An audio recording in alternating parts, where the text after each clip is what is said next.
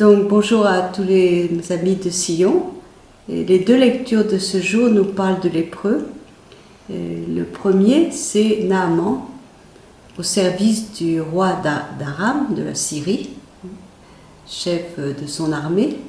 Donc n'oublions pas que Damas était ennemi d'Israël. Et ce qui est intéressant, c'est que c'est une petite fille d'Israël, esclave donc en Aram, qui suggère que le général de l'armée syrienne aille en Israël se faire guérir par le prophète. Dans la deuxième lecture, dans l'évangile, et le lépreux qui va revenir pour glorifier Dieu après sa guérison est un Samaritain. Alors rappelons aussi l'origine des Samaritains.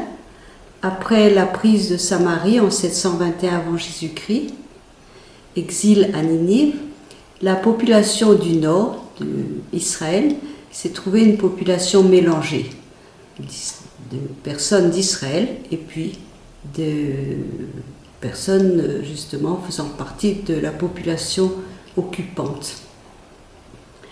Et de ce mélange de populations est né non pas un nouveau peuple, non pas une nouvelle religion, j'oserais pas dire une secte, on pourrait dire une branche dissidente de ce qu'on n'appelait pas encore le judaïsme.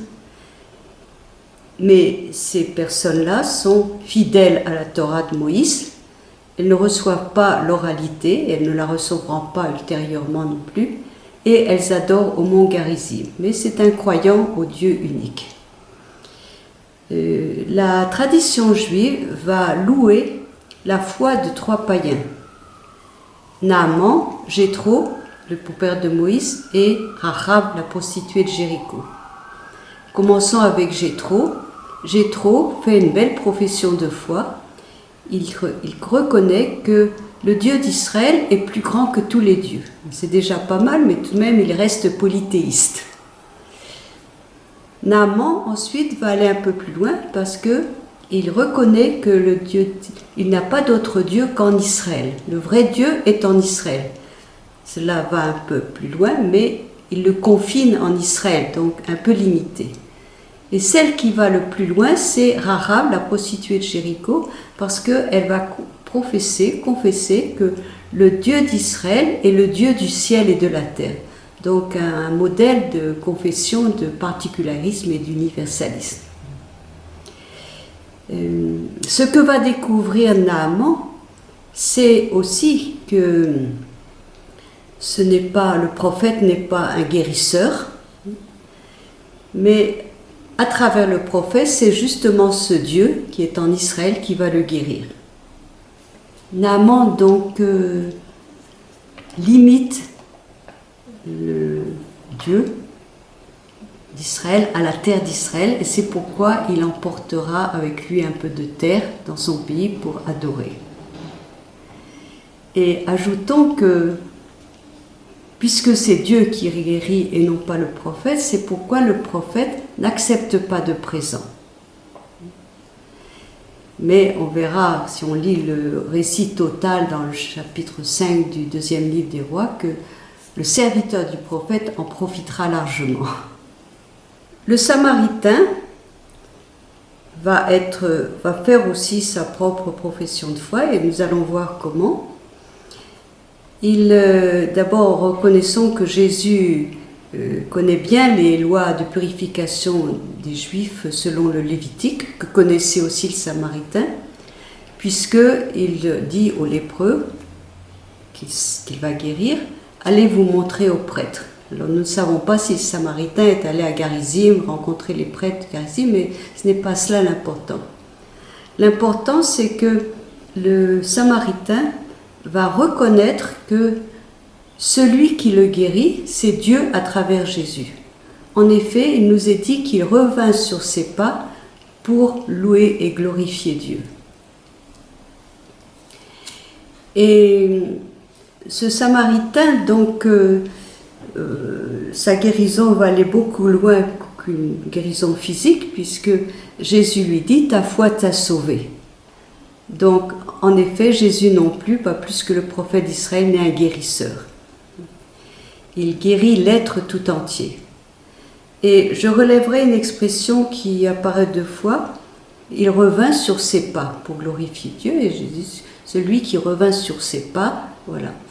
Donc, revenir sur ses pas, le grec n'invite pas à parler de la conversion du cœur selon le mot métanoïa, mais tout de même, on peut peut-être interpréter ce revint sur ses pas aussi comme un mouvement de conversion du cœur. Parce que, en découvrant que c'est Jésus qui guérit, que c'est Dieu qui guérit à travers Jésus, et non seulement qui guérit, qui sauve, eh bien, il rend grâce. Donc, il accepte de reconnaître ce Dieu qui est la puissance de ce Dieu qui est manifesté en Jésus. Donc, d'une certaine manière, il a fait aussi, et c'est pourquoi il est sauvé, une conversion du cœur. Le psaume va chanter justement ce Dieu d'Israël et des nations. Je lis.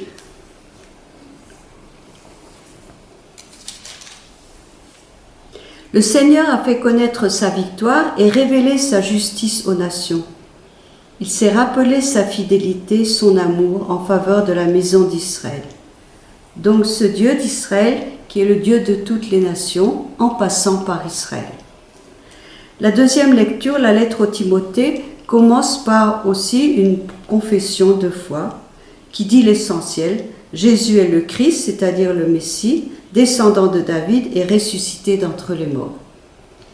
Et elle se terminera par un hymne qui probablement, comme la confession de foi, vient de l'Église primitive, où nous pouvons voir à quel point nous sommes associés à la mort et à la résurrection de Jésus. Si nous sommes morts avec lui nous vivons. Et je relèverai ce qui nous est dit au sujet de Paul.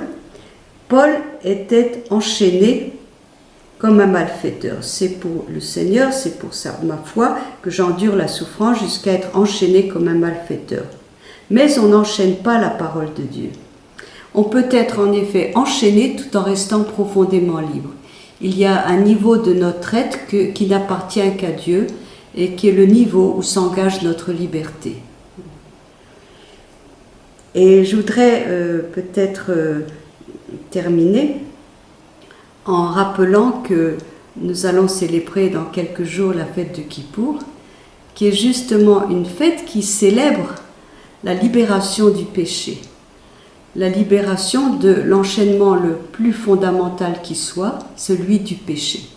Alors nous pensons à nos frères ou nos sœurs du peuple juif et nous nous associerons à ce mouvement de conversion du cœur en revenant nous-mêmes aussi sur nos pas. Bonne fête de Kippour et bonne semaine.